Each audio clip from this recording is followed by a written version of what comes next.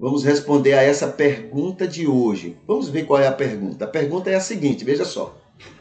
Governo paralelo feito por cristãos favorece o reino de Deus?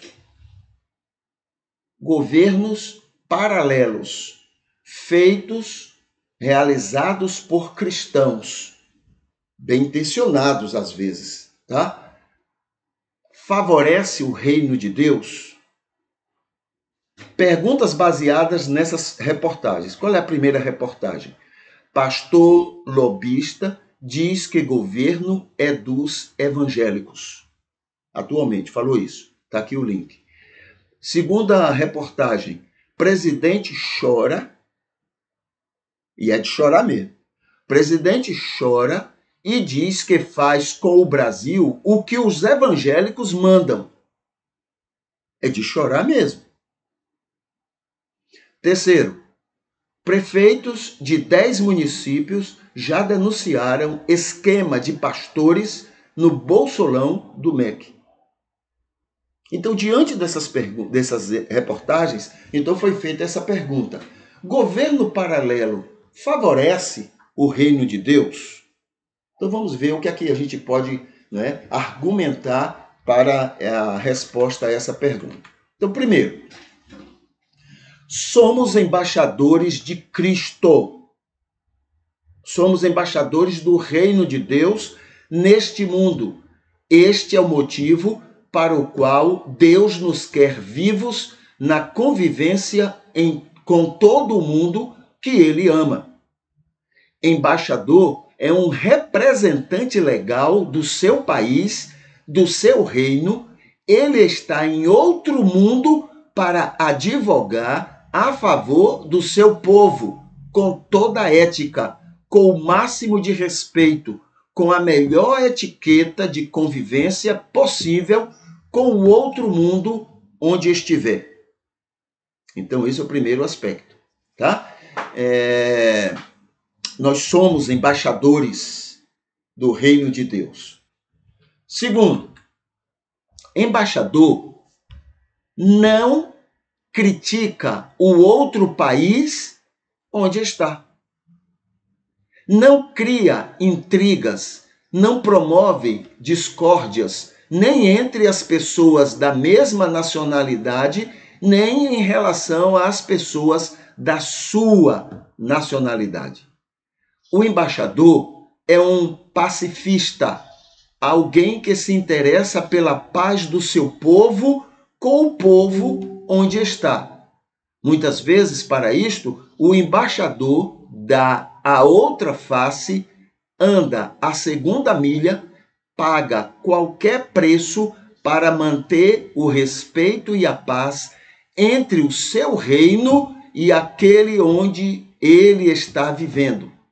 Ao contrário disto, muitas vezes, na história da humanidade, os ditos embaixadores do reino de Deus promoveram guerras, discórdias, amargores neste mundo, como se isso fosse do interesse do reino de Deus.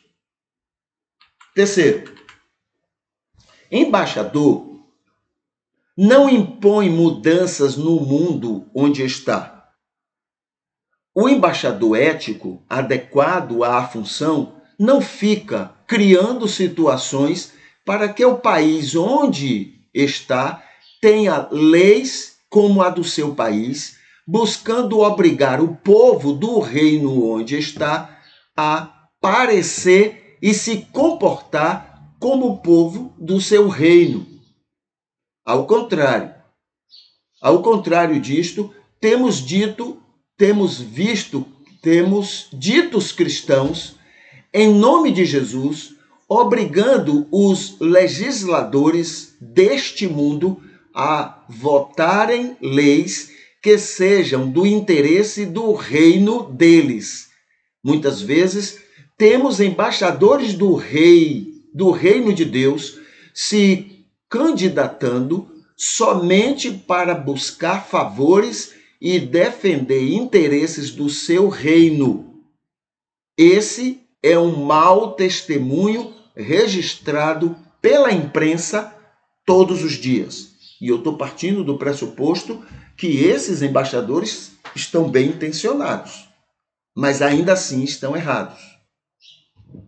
4. Embaixador, no máximo, naturalmente, influencia o país onde mora, onde atua como embaixador. O representante de um país, no máximo, ele mostra com sua vida e seus exemplos cotidianos que o seu país tem ótimos exemplos a oferecer a qualquer pessoa ou a qualquer nação deste mundo. O que acontece com isto é o mundo espontaneamente buscar orientação, ajuda para a formulação de leis ou a formação de comportamentos culturais para o bem-estar de seu povo. Então, ele tem um bom comportamento, o país dele tem, ele dá esse exemplo. Então, aquele país onde ele mora, no máximo, esse país onde mora vê esse aprendizado e busca ajuda. É o país que vem buscar ajuda e não ele impor àquele país as mudanças que ele acha que deve fazer para que esse país pareça com o país dele. 5. Sobre a existência de um grupo paralelo aconselhando o governo de um país, a pergunta deve ser a seguinte: se fosse outra religião no governo paralelo, aceitaríamos com tranquilidade ou isso iria nos incomodar? Então, é o cristianismo que são cristãos. E se fosse outra religião, nós gostaríamos, né? Aceitaríamos, permitiríamos isso? Se fosse alguém do budismo, o que seria uma boa ajuda para o país, né? Mas se fosse alguém do budismo que tivesse sendo influenciando paralelamente o governo do país, aceitaríamos? Não, o nosso governo está sendo orientado por budistas. A gente iria agradecer a Deus por isso. Muito obrigado, porque são budistas que estão... A gente faria isso? Então, por que a gente faz? Por que a gente toma essa iniciativa? Não é? Então, essa é a pergunta. Outra pergunta é, por que paralelo? Por que há portas fechadas? Por que na ilegalidade? Jesus participaria disto? O seu Jesus participaria disto? Jesus orientou isto? A portas fechadas, ilegalmente? Jesus fez isso em relação ao governo civil do Sinédrio e o governo administrativo dos romanos lá entre os judeus. Jesus fez isso, Jesus participou disso. 6. O gabinete paralelo evangélico nos Estados Unidos tem criado muitas dificuldades para aquele país dentro e fora de suas fronteiras.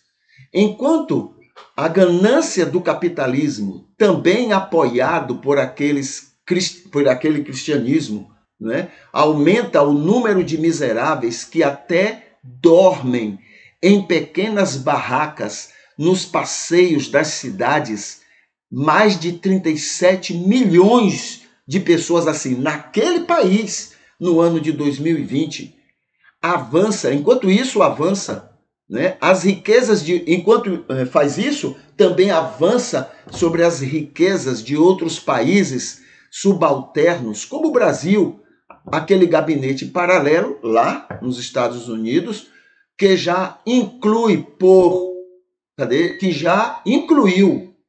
até Billy Graham. E a gente achando que era uma coisa maravilhosa, Billy Graham ser conselheiro, né, dos presidentes americanos. Eu achava isso uma coisa maravilhosa. Depois, quando você vai estudar, pesquisar sobre isso, você vai ver que não era conselheiro.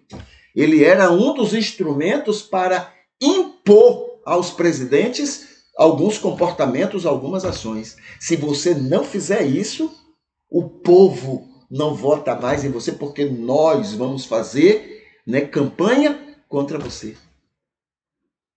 Que coisa! Por trás dessa beleza, há toda essa diabrura. Então, incluiu até Billy Graham, obriga aquele país e outros a estarem submetidos por imposição a serem o que consideram um mínimo de comportamento cristão, favorecendo todo tipo de mentiras, fake news, para enganar e amedrontar religiosamente pessoas facilmente controláveis ou controladas. Qual é a bênção que tem nisso? 7. O paralelo evangélico, né? O paralelo evangélico agora no Brasil é bem semelhante àquela situação nos Estados Unidos. Através da bancada da Bíblia no Congresso Nacional, que faz parte do Centrão e dos compromissos pseudo-espirituais do governo com alguns líderes evangélicos, já se tem verificado os chamados gabinetes paralelo na saúde, na educação e em outros ministérios federais. E todos estes acompanhados dos mais variados escândalos e corrupção, que até compra de Bíblia com foto de ministro e pastores já servem como propina para verbas serem liberadas às prefeituras.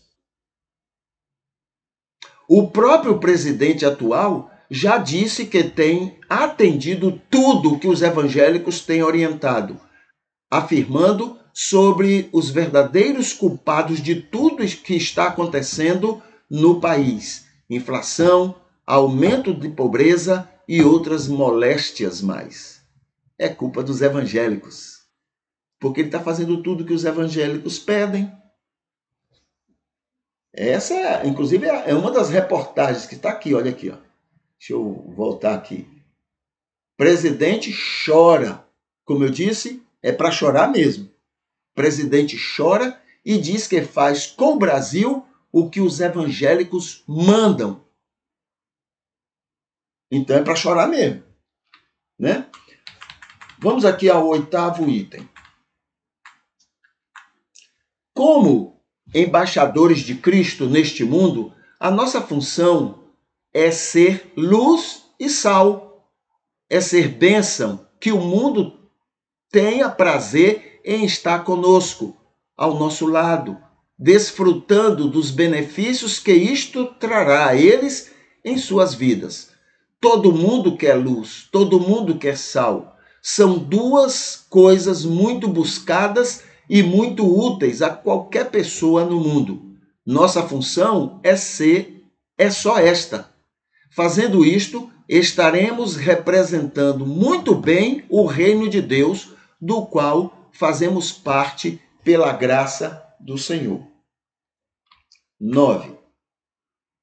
Temos que estar atentos para o seguinte: a Europa odeia o cristianismo. E não é por causa de Jesus ou por causa da fé. É sim por causa do cristianismo sem Jesus e a falta de fé que o cristianismo se comportou em relação a Hitler, né? Esse foi o motivo porque que até hoje eles têm dificuldade com o cristianismo lá. O cristianismo europeu chegou a afirmar que aquele monstro, Hitler, iria restaurar a verdadeira vida religiosa e agradável a Deus nos países por onde passasse. Ele foi tomado como enviado de Deus para restaurar a família, a religião e os bons costumes. Depois que ele passou, a Europa não esqueceu aquele cristianismo desenfreado e fascista. E hoje em dia, naquele continente, aquele continente faz com que em todo o mundo o islamismo e o ateísmo cresçam mais que o cristianismo. E por último, 10. Em hipótese nenhuma, gabinetes paralelos são agradáveis ao Senhor e ao seu reino neste mundo. Gabinetes paralelos em governos, em qualquer lugar do mundo, favorecem, no caso, não favorecem o reino de Deus e seus interesses. O grande propósito de Deus é alcançar, abençoar e salvar o maior número possível de pessoas. E os gabinetes paralelos, mesmo os que tenham excelentes, boas intenções, não consideram isto e passam a atuar fazendo o contrário disto, criando situações para afastar e escandalizar o mundo em relação ao cristianismo e ao próprio Deus. Em hipótese nenhuma, gabinetes paralelos em qualquer parte do mundo favorece o reino de Deus, porque os gabinetes paralelos são maneiras de impor ao mundo que o mundo deixe de ser o que é para ser de uma maneira agradável a esse gabinete, ao que eles acham que é correto, ao que eles acham que seja a vontade de Deus. Tá bom? Então, esses argumentos respondem a essa pergunta que a gente, teve para hoje. Governo paralelo favorece o reino de Deus? É interessante essa situação.